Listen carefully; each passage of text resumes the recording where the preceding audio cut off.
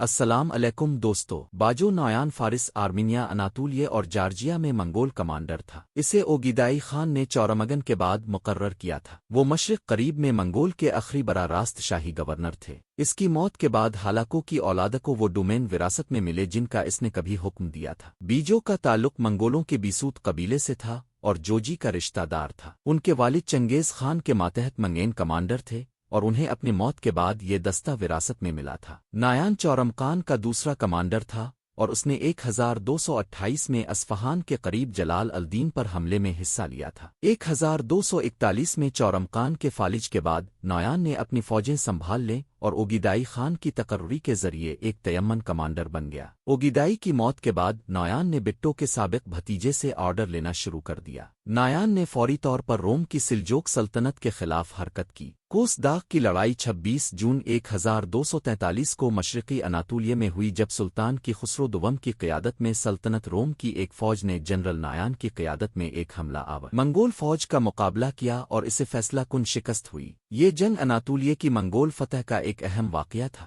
روم، جو پہلے مشرقی بحیرہ روم میں ایک اہم آزاد طاقت تھی، کو ایک کلائنٹ بادشاہی کی حیثیت سے کم کر دیا گیا تھا۔ اس جنگ کے بعد سلطنت منگول سلطنت کی ایک جاگیر ریاست بن گئی۔ نیان نے 1245 میں خلافت عباسیہ پر حملہ کیا۔ اس نے 1246 میں شام پر چڑھائی کرنے کے لیے منگول ٹومنز کی قیادت بھی کی۔ عراق میں عباسی خلافت پر حملہ کرنے کی اس کی اگلی دو کوششیں کم کامیاب ہوئیں۔ وہ ایک بار پھر مقبولیت کی طرف بڑھ گیا کیونکہ الجیگیڈی اور اس کے پورے خاندان کو 1251 میں منکے خان کے انتخاب کی مخالفت کرنے پر باتوں نے پاک کر دیا تھا۔ 1240 اور 1250 کی دہائیوں میں نایان کے تحت منگولوں نے اپنی طاقت برقرار رکھی جو کہ تقریباً جدید دور کا ایران ہے، اور ایران میں سلطنت جارجیا اور چھوٹی ریاستوں کی آزادی کو بطور گاہک برداشت کیا، خاندانی جانشینی میں مداخلت کرتے ہوئے اور ضرورت کے مطابق عسکری طور پر خراج وصول کیا۔ تاہم بغداد میں عباسیوں اور البروز کے پہاڑوں میں قاتلوں نے 1255 میں مونکے کے بھائی ہلاکو کے آنے تک اپنی آزادی برقرار رکھی۔ منگول طاقت کو مزید بڑھانے میں ناکامی پر ہلاکو کی طرف سے قیاس کیا جاتا تھا کہ نیان کو ملامت کی گئی اور در حقیقت اس کی جگہ لے لی گئی 1255 کے اوائل میں سپریم کمانڈر کے طور پر، لیکن اس کے بعد ان کے ماتحت خدمات انجام دیں۔